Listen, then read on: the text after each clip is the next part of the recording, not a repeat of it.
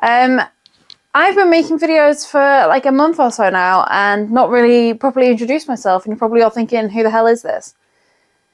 Who does she think she is? Being like, read these. I don't know you. Fair enough.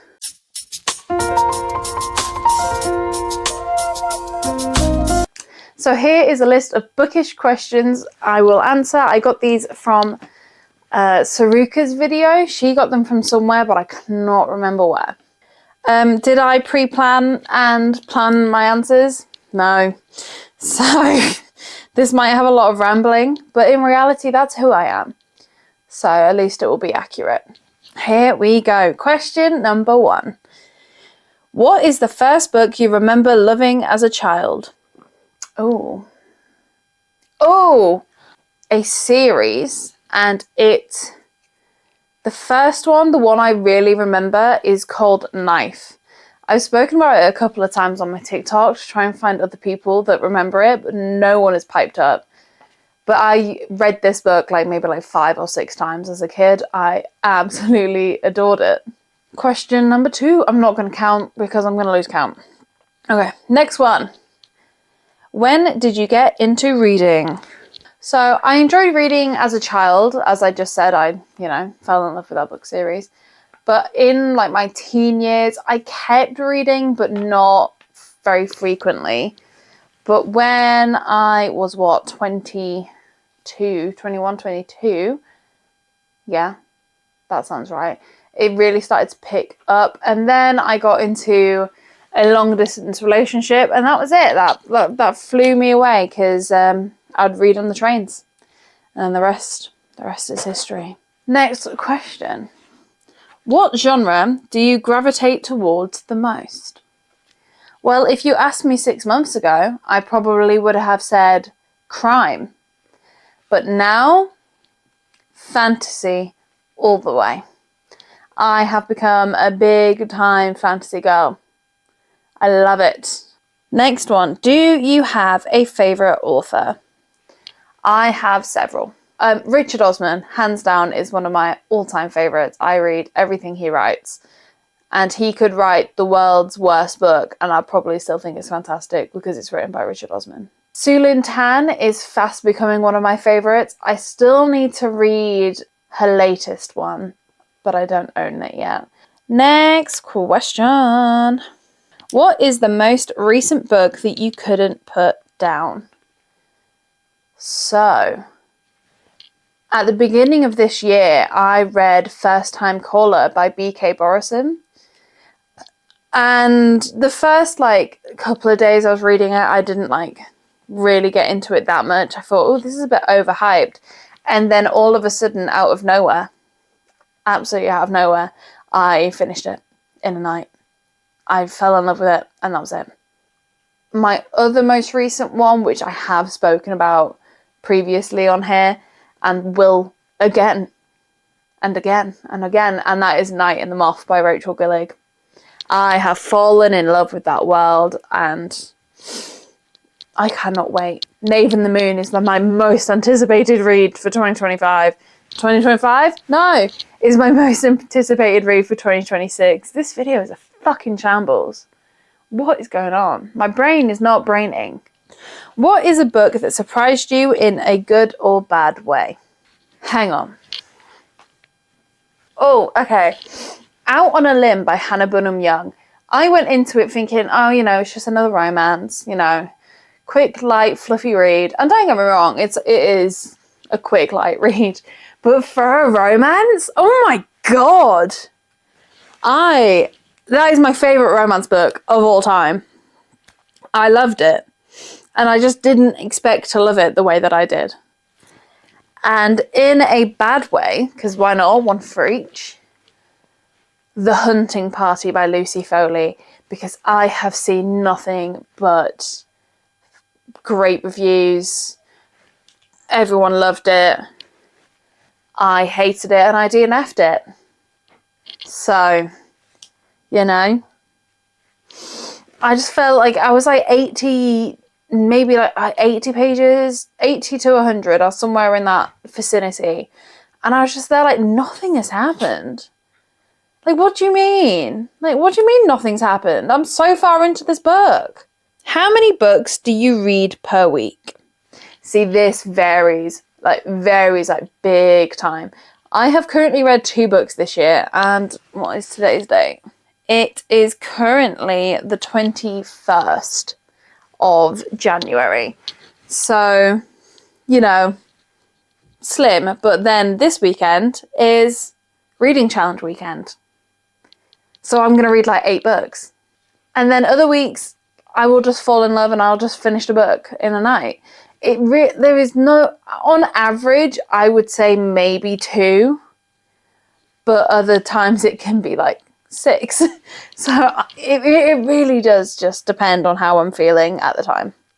Next, what is your favourite classic book?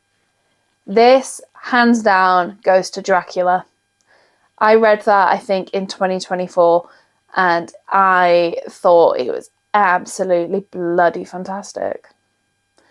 I struggled with the language, which I anticipated, you know, from the era it was written. But I audiobooked it, and oh my god, I was like walking to work listening to the audiobook, like stopping in my tracks, like, oh my god, this is amazing, this is so good. So yeah, hands down, Dracula.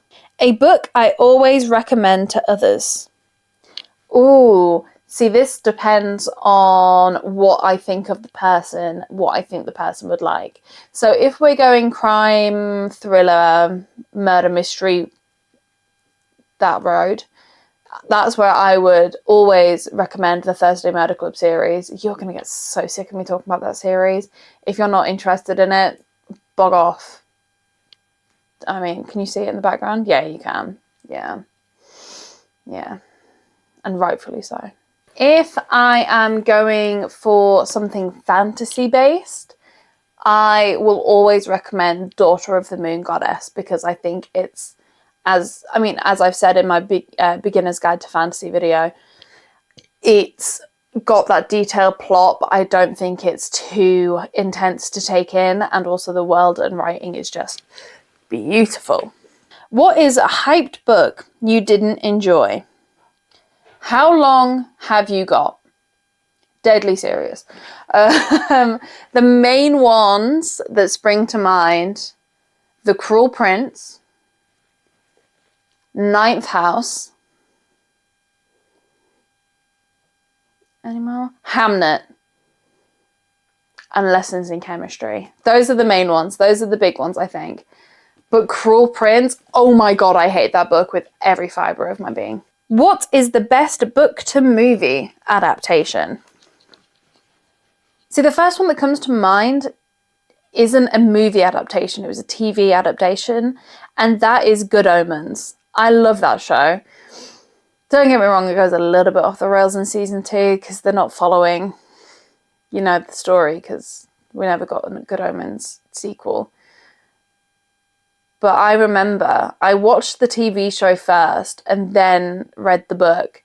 And I was literally thinking to myself how, like, true to the book they were, how well done it was. I think Michael Sheen and David Tennant were, like, the perfect cast. So that would be my pick for a TV show. Movie? I don't watch that many. I don't... Obviously, I watched Thursday Murder Club, but I enjoyed it, but I just don't think it was amazing. I've not watched People We Meet on Vacation yet because I've not read the book. I mean, Hunger Games has got to be up there, right? I mean, if we're talking about a book that's a movie and, you know, it's saying best adaptation, I'm going to say this not as in because it's, like, so true to the book, because don't get me wrong, it's not. There's so many missed aspects and things changed. But Lord of the Rings. Lord of the Rings.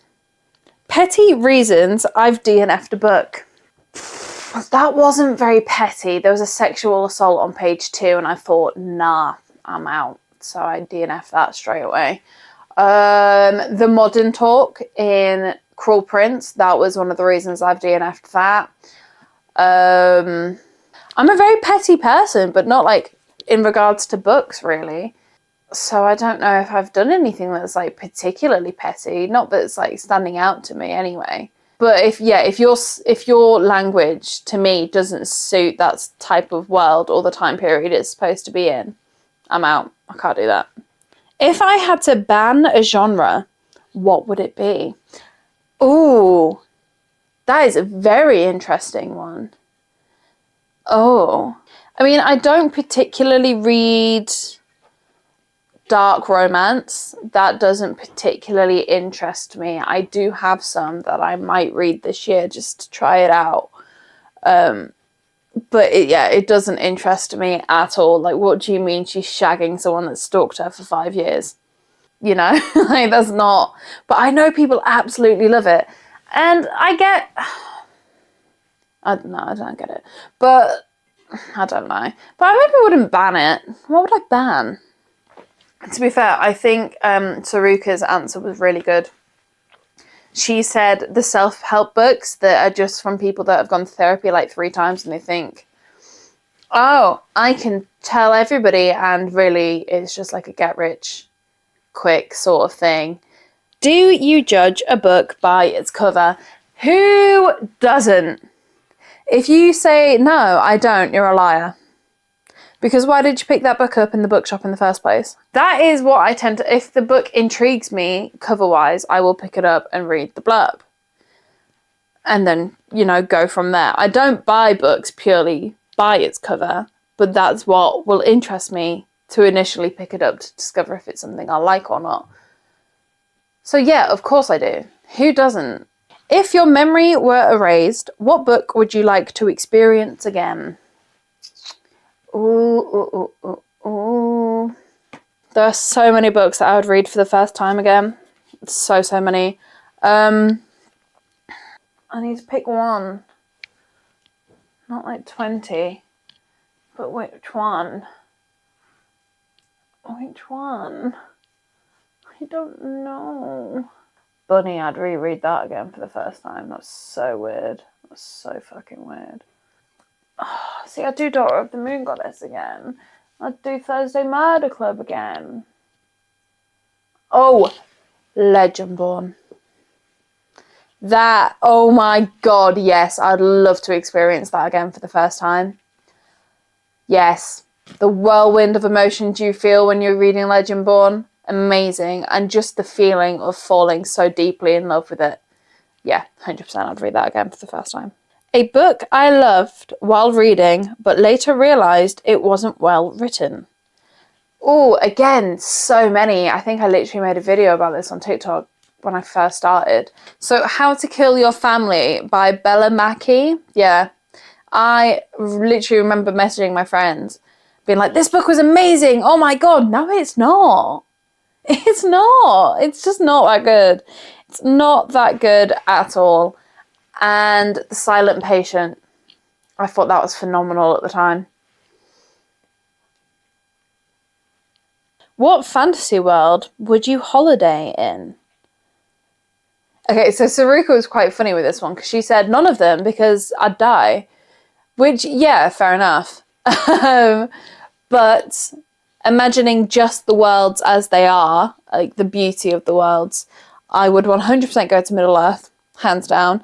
Hobbiton, count me in.